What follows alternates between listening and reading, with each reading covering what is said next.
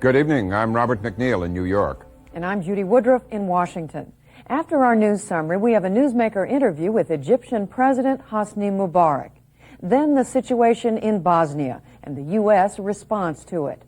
Next, the Senate's filibuster politics and cut-rate brand-name cigarettes. Funding for the MacNeil-Lehrer NewsHour has been provided by PepsiCo.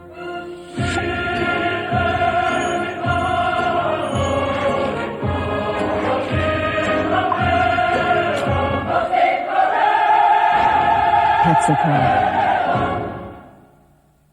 Part of helping the world live and communicate better is keeping it well informed. That's why funding for the NewsHour is also provided by AT&T and by the Corporation for Public Broadcasting and viewers like you. President Clinton and Egyptian President Hosni Mubarak said today they were optimistic about prospects for a Middle East peace agreement. They discussed the upcoming round of negotiations between Israel and its Arab neighbors and other matters at a White House meeting this morning. Both men said recent discussions with Israeli Prime Minister Yitzhak Rabin and comments by Arab leaders showed a determination to solve the region's long-standing disputes. They spoke to reporters in the White House East Room. For the Middle East, the year 1993 can determine whether the new century is consumed by old enmities or used to unlock the human and material potential of the people.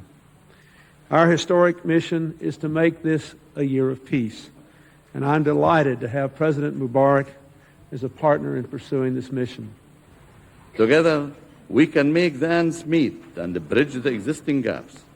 Equally important is the task of removing the remaining obstacles, especially that of the deportees. I was pleased to hear from President Clinton that significant progress has been on this issue and that he recognized the importance of the Middle East peace talks. He is committed to use the influence of the United States to achieve meaningful progress in these talks when they are resumed on April the 20th.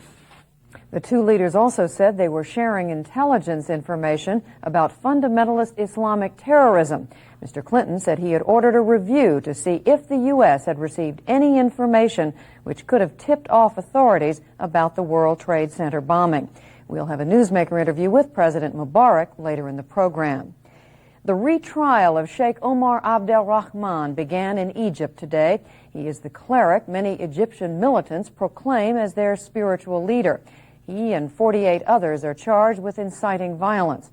They were acquitted at an earlier trial.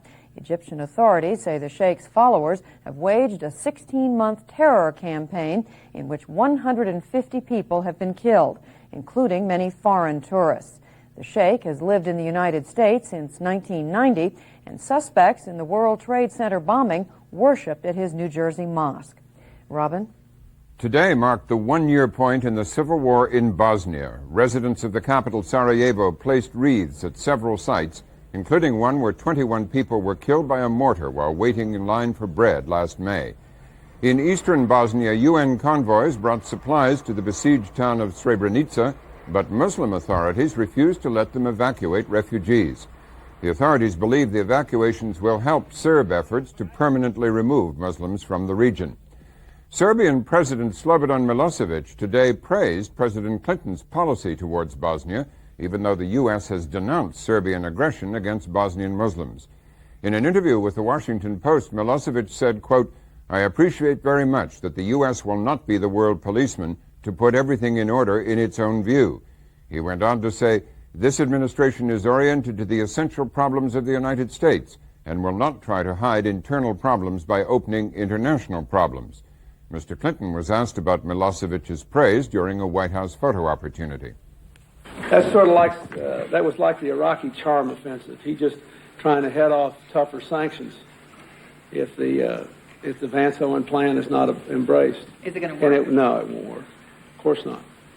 Well, do you think he's getting the wrong message, though, sir? No, it's pure politics. He's trying to, if he's trying to head off tougher sanctions in the UN if the Serbs don't sign off on Vance Owen. That's all that's going on there. But don't you think, and it won't work. Don't you think he's sending a message that's saying it's actually, you know, this is great, you're not going to pound us?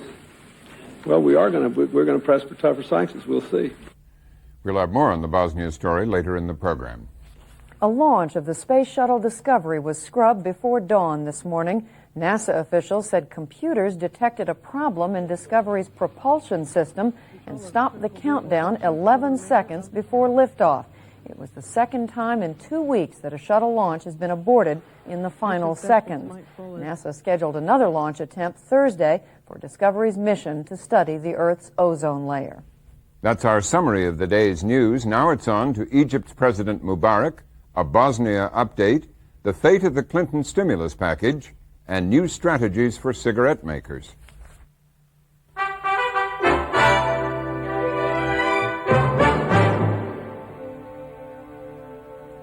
First tonight, a newsmaker interview with the President of Egypt, Hosni Mubarak, a key figure in Middle East diplomacy, but a political leader under increasing pressure at home.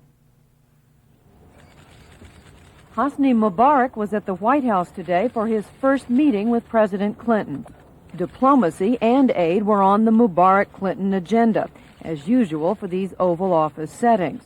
But some other issues also were intruding, high among them terrorism and Islamic fundamentalism.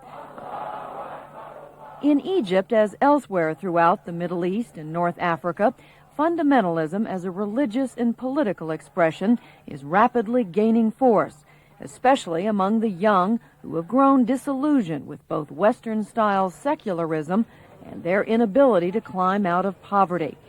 But in Egypt, these manifestations have taken a particularly bitter and violent edge. There have been attacks, some fatal, by fundamentalists on Western tourists, who are a major source of money, and also on Egyptian Christians, who make up 10% of Egypt's 56 million people, as well as on Westerners living in Egypt.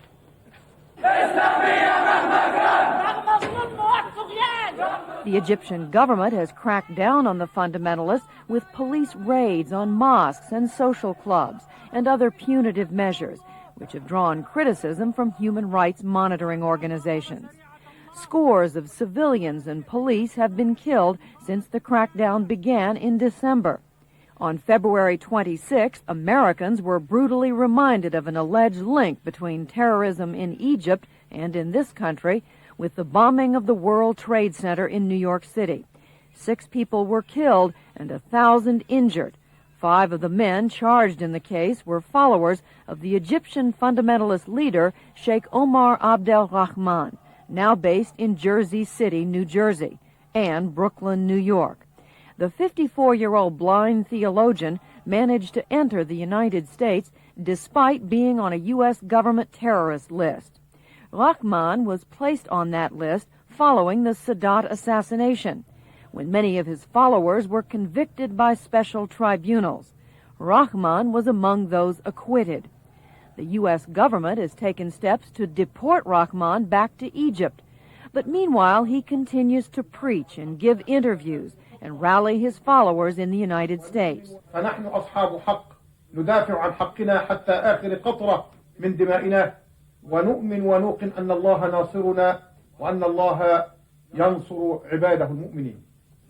The issues of fundamentalism and terrorism managed to force their way into the Clinton-Mubarak talks, as the two leaders indicated at a news conference following their meeting.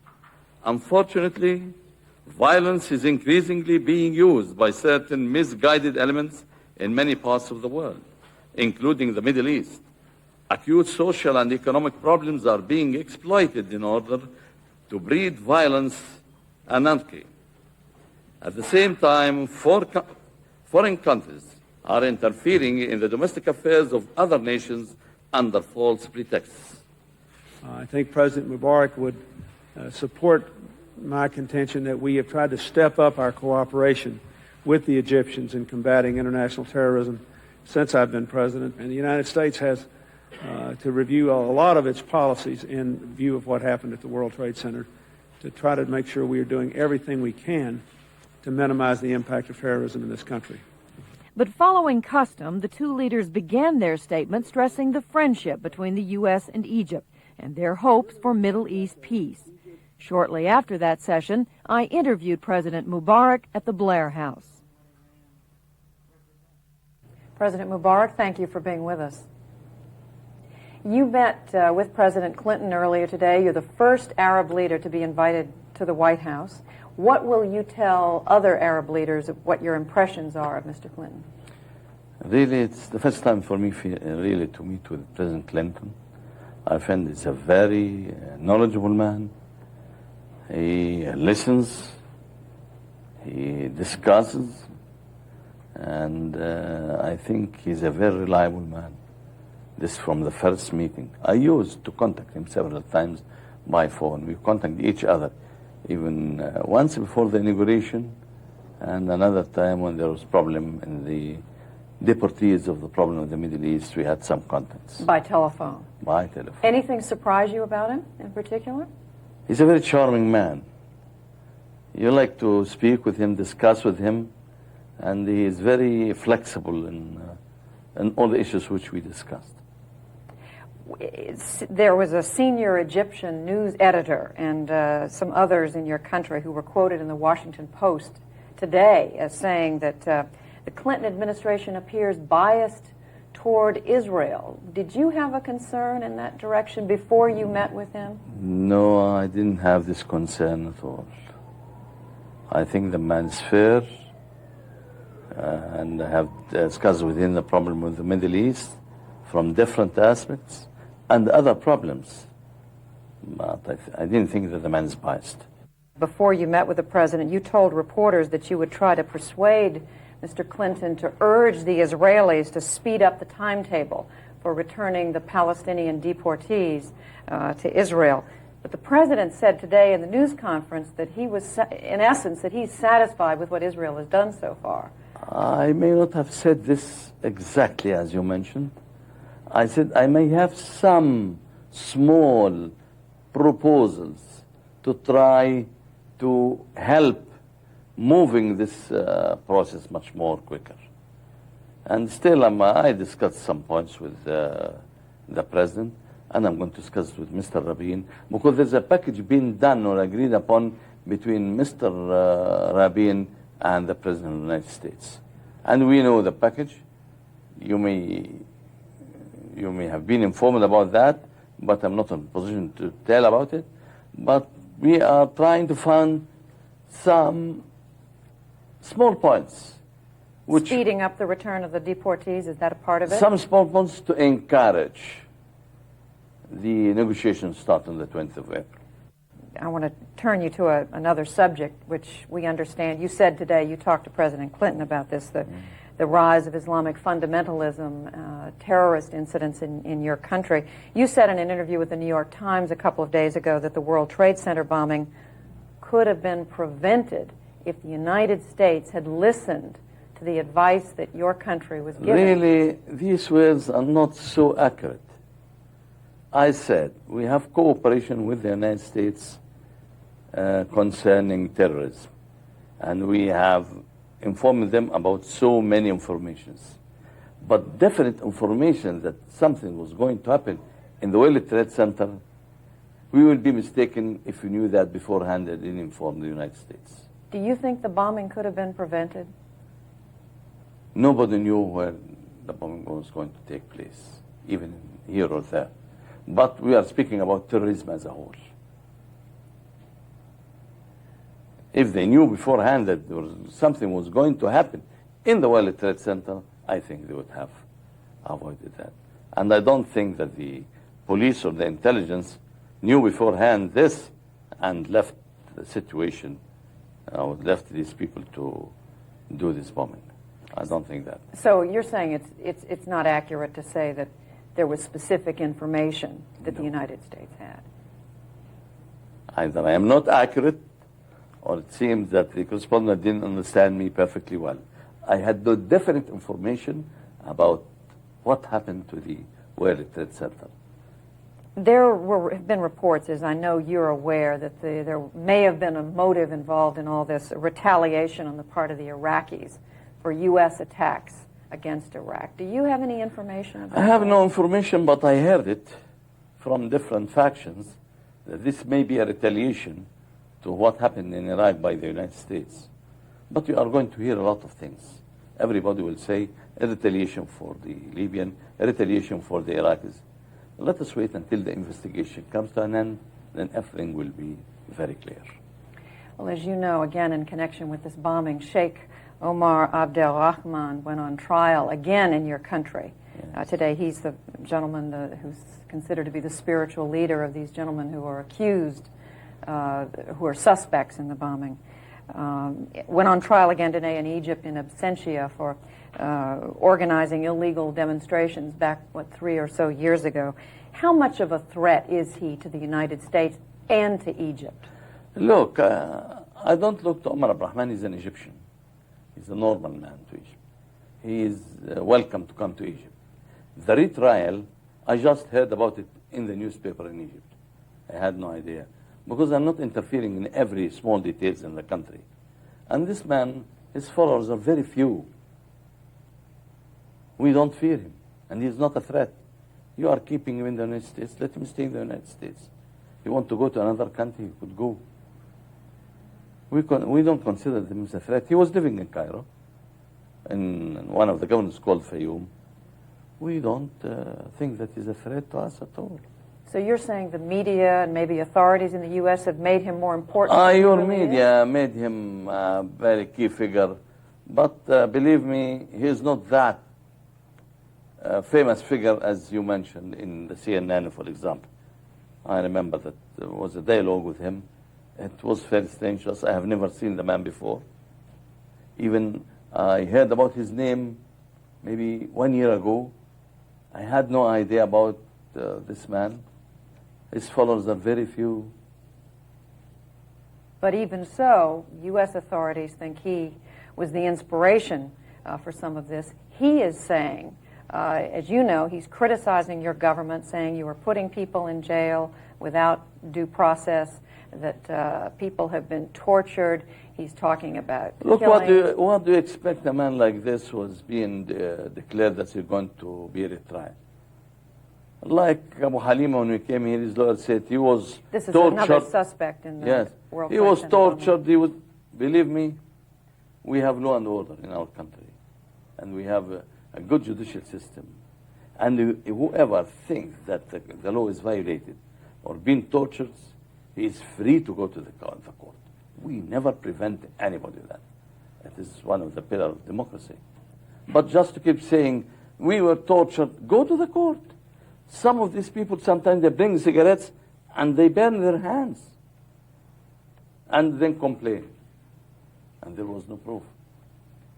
If there is any proof, I'll support that. But how do you explain then this organization, Middle East Watch, which is the human rights watchdog organization, which says you've documented, and this has been in the news media, rounded up 700 suspects in recent weeks. 29 people have been killed in the last month, including some of your own police officials. There have been torture of detainees and so on and so on. Look, they are exaggerating in that sense. We have some of the police officers were killed. Some of the police soldiers were killed. That give you an indication that these fundamentals are very cruel. We were not used to such a thing. We were not used to killing even our police. We were not used to use fire. These people, we started dialogue for quite a long time with them. Nowadays, they dialogue with the machine gun and the bombs. And I think you may remember one of these people who have killed one of the tourists in Upper Egypt escaped. He fled and went to Alexandria in some place. When the policeman wanted to catch him, he held 2 children in his hand so as to protect himself. The policeman didn't shoot at him. He wanted to catch him. So suddenly he put the 2 children on the ground and he killed the police officer. Do you want the police find these people killing them, to tell them hello and bring them a cup of tea and a piece of cake? In any police in the world, even in your country, in the Europe, anywhere, the police has to follow the law. They are not allowed to use fire unless to defend themselves. But as you know, many of these fundamentalist groups, this Islamic group, is saying that your government is repressive, that it's denying due process, that it is not permitting democracy to flourish in your That's country. good. That's good. We are not with democracy, and they want democracy. Believe me, these people, whenever they take power, there will be no kind of democracy at all. They deny democracy, they deny parties, they deny government, they deny armed forces, they deny everything. So don't believe that. We know them very well. We have a very good idea about them, and the police understand them very well. At the same time, as you know, the analysts, the experts on your part of the world say that because of the economic difficulties in your country, many people living in poverty, that people are going to be attracted to this political argument, and they're not going to wait for someone like you and your government to fix things and make life more comfortable. I agree with you. We are going through economic reform, and the economic reform has its side effects. The side effects, some burden on the people. And this I told the people before starting the economic reform. And this is everywhere, all over the world. Whenever there's economic reform, the people are affected.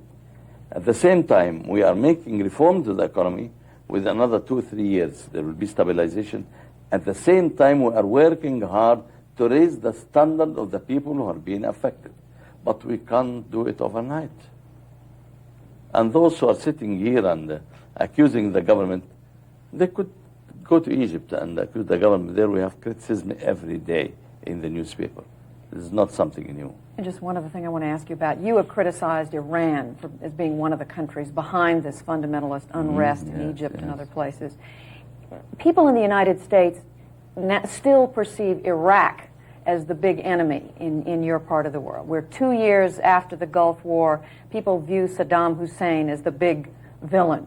And yet, when we hear you make some of your points about what's happening in your country, it sounds as if you're saying Iran is the bigger threat. What do you believe? I believe in Iran. Iraq is in a mess now. It's a very bad situation. The people are suffering. But Iran sees the opportunity that Iraq is in a mess and is trying to use the difficulties which, for example, our country is passing through to create health problems. For one simple reason. Iran wants to have upper hand on the Gulf countries, on the oil fields there. The only problem in front of them is Egypt and President Mubarak. Since there was the Damascus Declaration, they doesn't want Egypt to be included in the defense of the Gulf countries. They are Arab countries. So are trying hard with us, but we will never sit folded hands. So they wanted to destabilize Egypt so as to keep Egypt away.